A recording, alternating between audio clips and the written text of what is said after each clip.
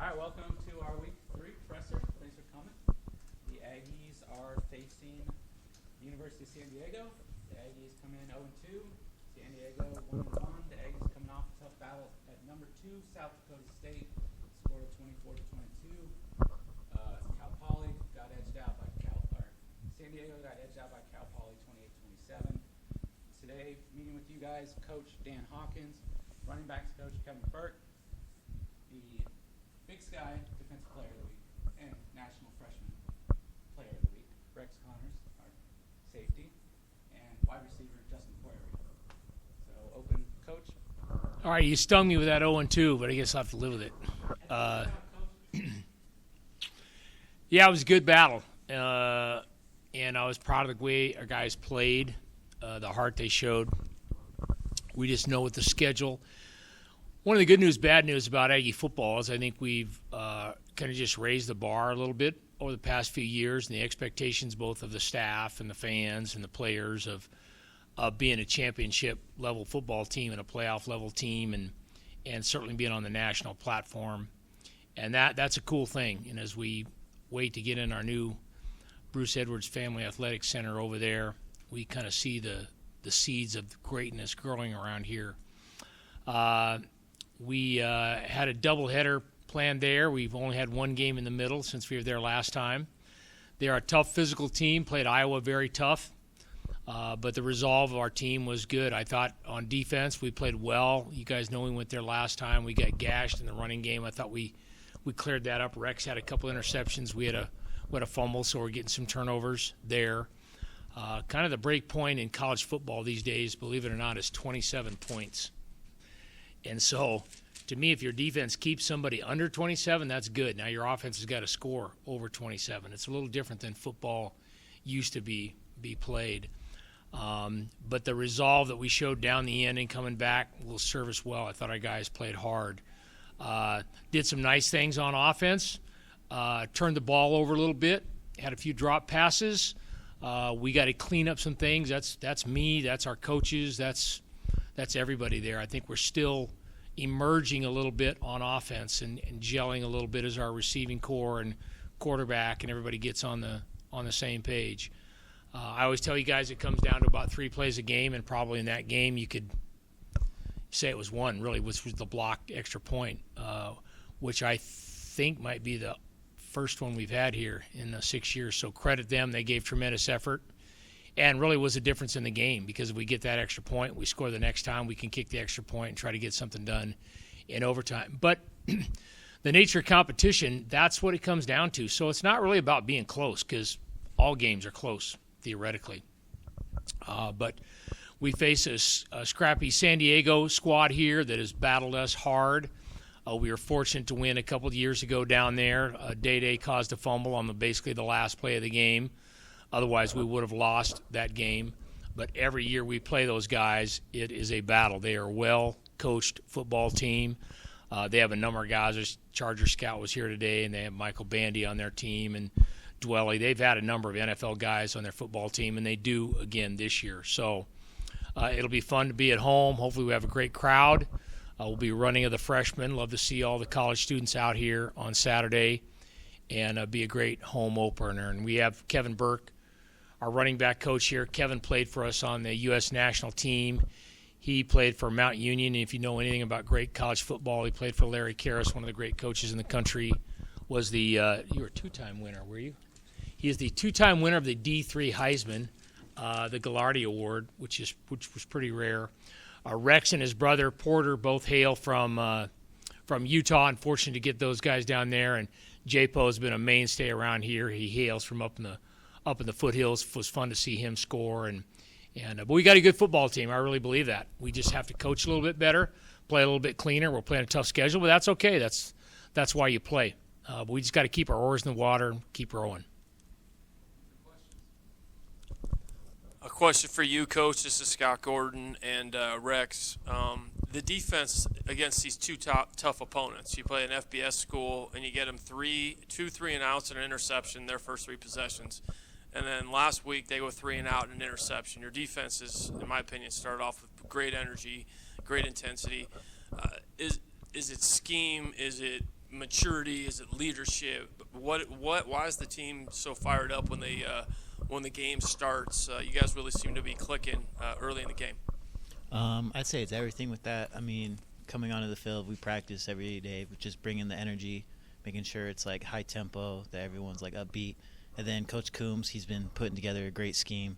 All the defensive coaches have been putting in a lot of work and getting us ready to go for the game. Scott Marsh, first of all, I have to wish the great Bob Dunning a happy birthday today. Yes, Rex, congratulations on an amazing game on Saturday. Have you ever had a game like that at any level, just that dominant? No, I'd have to say that was my first game like that, but I'm hoping to have more, but it was a fun game. No doubt. What's it like having your brother on the team? It's awesome. I mean, I grew up like my whole life being on the team with him since we were little kids, and then being able to come to college with him has been awesome. It's been a blessing. He's always there right by me, and it's sweet having a supporter like that. Yeah, Rex, two picks in the same game. That's a season for a lot of guys. So talk about that. Yeah, I got to give a lot of credit to the D-line on that one and our edge rushers. I think on both of the interceptions, the quarterback had either someone in his face or he was getting hit as he threw it. So, I mean, shout out to them, and the rest I just had to go make a play on the ball. Dan, when you look around at what Montana State did, what Weber did, how the league did, really, looks like the Big Sky's stepping up again. It's always good, Bob. There's a lot of national champions in this. There's a lot of teams that beat FBS teams in here, so it does not surprise me at all. And there's a lot of really good coaches, so it's not shocking at all when you see that. And we know that all those teams are out there. You kind of look at it a little bit, but you're kind of locked in on the game that ahead. Coach, I just wanted to ask you regarding Miles' quarterback situation. I think he had 5 starts last year, 2 this year. He's got a long runway ahead of him. What do you like that he's doing? What do you want to see him improve upon as the season plays out? Yeah, it's interesting. I told him this morning, I said even Tom Brady threw an interception yesterday. So you obviously love to clean that up. I think Miles does a lot of things understated that people don't always see in terms of getting us in the right protection and understanding that. He is a pretty accurate thrower. He has thrown a couple of picks, but he's also getting rid of the football. We're not taking sacks. That was a very good defensive line that we played on Saturday. I thought our O-line did well, and he did a good job getting rid of the football. And he got smoked a few times. There were some guys that come in there late, so I think he showed some toughness. He has full command of the offense, where it needs to go, what needs to happen. That doesn't mean he's error-free, because he's not. But like I said, Tom Brady threw an interception last night as well. But I like him. There's some quiet confidence there. And I think JPO would tell you the same thing. It's we kind of have rebuilt our whole offense and all of our skill guys, all of our receivers, and trying to find their role and what they do well and where they need to play and fitting all that stuff together, and that takes a little bit more time. And that's, again, it's not an excuse because, and I think that's part of the reason our defense has gotten off to a great start, and we've scored early on offense, but then we haven't been able to kind of back that up. That's kind of the next phase of that. I think that's going to come with just a little more confidence, a little more preparation. Yeah, you talk about not taking a sack on Saturday, and with Jake Parks out, the O-line, you've got to be proud of what they did without your All-American. Yeah, Mike Cody does a really nice job. He and Lance Zeno do a really good job with our O-line. I'm really happy with those guys. We have a veteran crew. We play a lot of guys. We train a lot of guys. We practice a lot of guys. And you've heard me say it, everybody's young, thin, and beat up. And so you've got to have other people ready to go. And Malik Banks is a real swing guy for us. He normally plays more tackle, but he stepped in and did a great job. I mean, they have a really outstanding defensive line. For those guys to hold up and keep Miles clean there was pretty spectacular. Now, you guys did have to burn a couple of timeouts. Seemed like you were out of formation, notably that started the second half. What happened in those situations? I didn't like that too much. Misty's son got an earful there. Those things are precious, and you've got to be organized there. That's not where we want to be for sure, because we could have used them down at the end. How are you feeling about special teams, right? particularly field goal kicking, and with Isaiah, he's had a tough start. I would say he's missed a couple extra points, a couple field goals. Yeah, the field goals have been long. You're asking me the Captain Obvious media question, so obviously we're not happy about that. There's other things that have been stellar. I think our kickoff coverage has been good, and he's done a nice job with that. But clearly, when you miss an extra point, the field goals, again, those are kind of longer strokes. Those are kind of bonus. But obviously, the blocked extra point is huge. Kevin, I'll ask this for you because you kind of took over the running back situation late when Mark left. Just what's been your philosophy for this year, and when you're working with an All-American back like Yolonzo, what do you try and do? Let that dude run the show. I mean, Zoe is every coach's dream. So, trying to stay out of his way as much as possible and not tweak too much and just let him run the show. And we got some awesome running backs in that room, not just him, and he does a great job of leading them. So it's been really fun to just be around and let him, go to work. So I want to ask both the players if you guys could tell us your majors, and if you don't make it to the next level, which you both could, what do you want to do when you graduate? My major is psychology.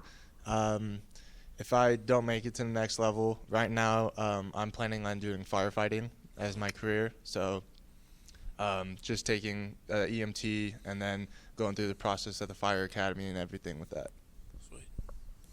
I'm currently undeclared right now. I'm thinking about going into human development, but I'm still looking because this school has a lot to offer and just a lot of things pique my interest. But if I don't make it in the league, I'm not quite sure what I want to do yet. You'll just have to make it in the league then. That's fine.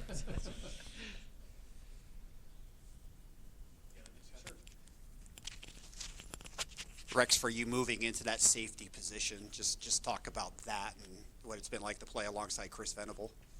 Oh, it's been great.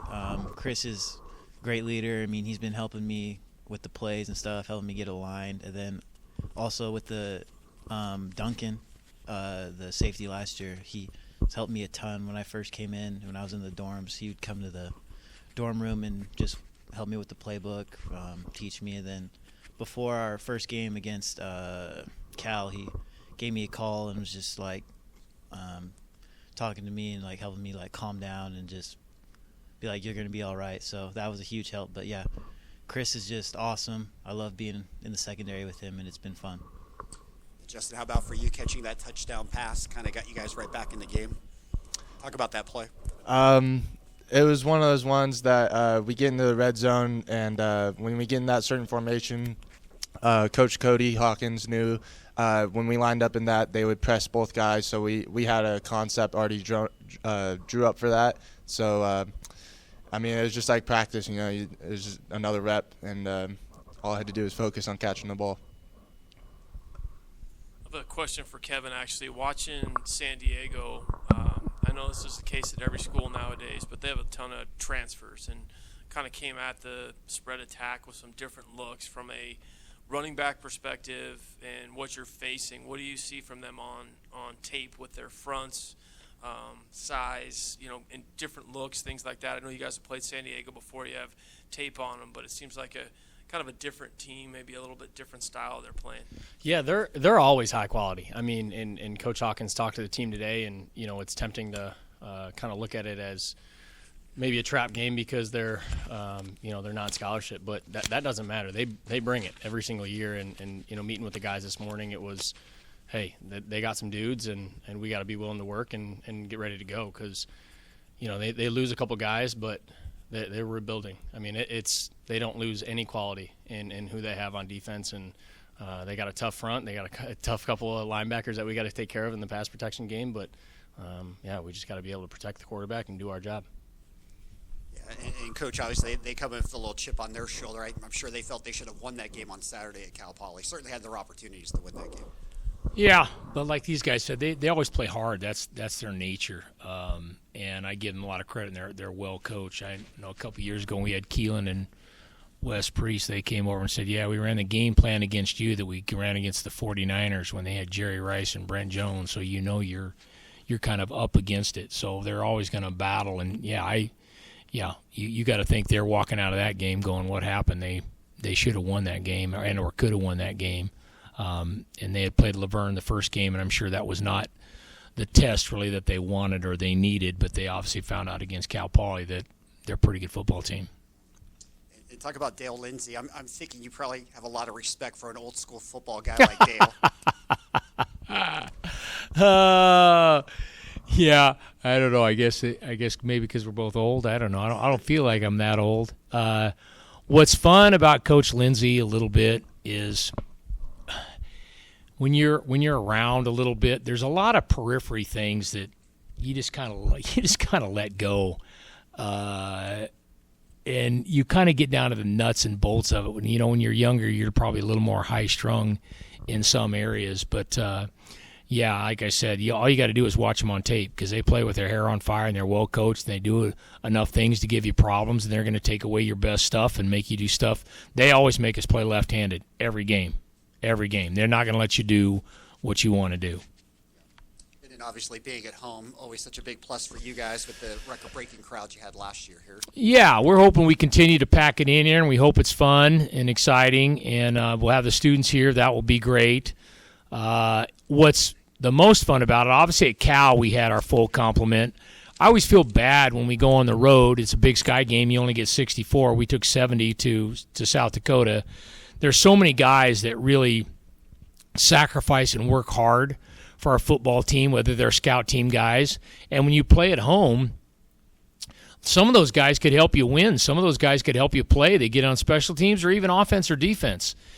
And one of the cool things about football is just such a brotherhood sport. When we get on those buses and leave, I always feel like we're leaving part of our heart at home. And trust me, I've been left off this traveling squad before, and I know what that's like. And I always feel bad for the dudes that they practice just as hard as these guys, if not harder, trying to get them ready, and then they don't get to go enjoy the game. So hopefully they'll get to enjoy the game, and we'll have the fans here and the students here. It'll be fun. Yeah, exactly. Yeah, and Michael Ingracia had got Scout Team Player of the Week, and I do like to reward those guys. We give those guys some commissions on Monday. Again, I've been a Scout Team guy. I've been the guy. My heart bleeds for those guys, so every time we can throw them a bone, we're going to throw them a bone and get them on the bus. All right. Appreciate you. Go Ags.